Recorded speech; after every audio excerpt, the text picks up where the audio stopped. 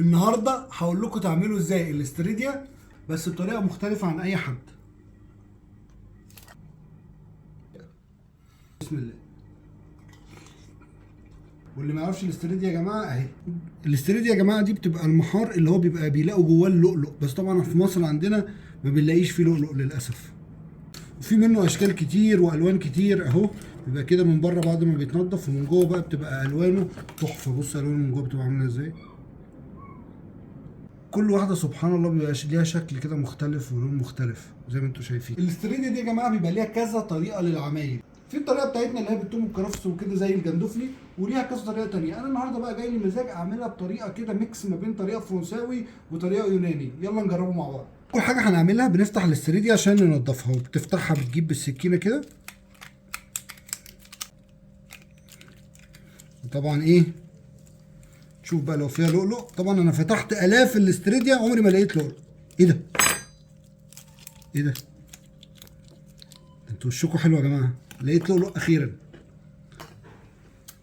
طبعا يا جماعه بشتغلكم، مش اي حد يعمل لكم الحاجات دي تصدقوها. بيحطوها ويفتحها قدامك ويعمل حركات. يلا بينا بس نكمل.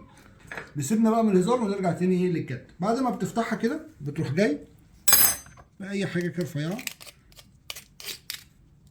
نسلكها كلها، وممكن بمعلقه عادي يعني، وتطلع اللي جواها.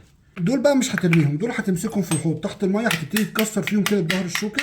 تقعد تعمل كده تعمل كده تعمل كده. برده خلي بالك في منهم بيبقى فيه كتير، تقعد بقى تكسر على قد ما تقدر تحت الميه كده. تمام، لحد ما توصلهم لكده ان هم يبقوا ايه، على قد ما تقدر ينضفوا، بس من جوه يبقوا نضاف قوي، عشان ده ايه هنستخدمه طبق للتقديم. بعدين بتمسك الاستريديا بعد ما بتطلع بيبقى فيها كيس رمله اهو، بيبقى واضح اهو.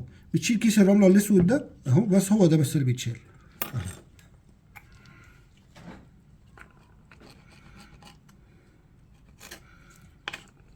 والباقي بقى كله بتغسله تحت الميه وبتجمعه لحد ما يبقى بالمنظر ده كده.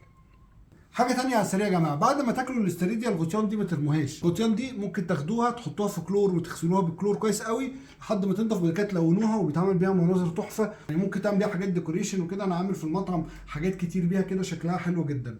بصوا بتبقى حلوه ازاي من جوه ومن بره. طاستنا الحلوه ننزل بحته زبده.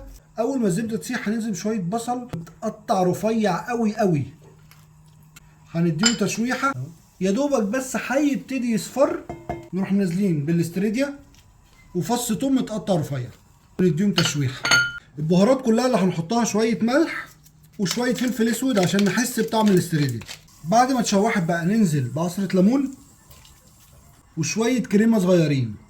دلوقتي بقى هنجيب طبق التقديم بتاعنا ونحط فيه الغطيان اللي نضفناها، ونبتدي بقى ايه نرص فيها الاستريديا. الصوص بقى اللي فاضل ده اللي فيه كل البهاريز ننزل فيه بشويه شبت صغيرين كده، نقلبهم.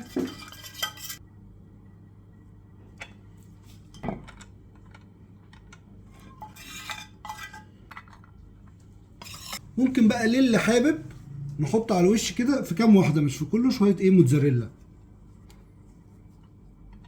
وطبعا هندخلها الفرن تاخد وش.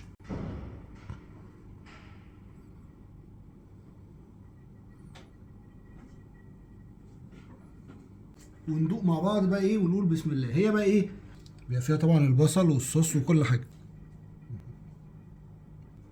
دي اللي من غير موتزاريلا. بسم الله.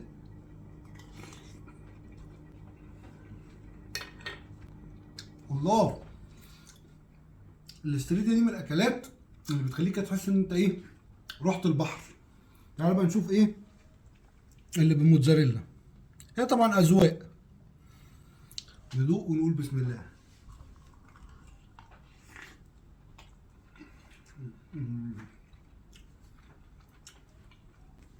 تحفه يا جماعه.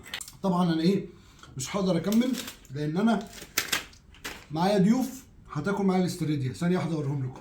اعرفكم يا جماعه جمبري وسبيط، دول بقى معزومين معايا النهارده على الاستريديا. باي باي.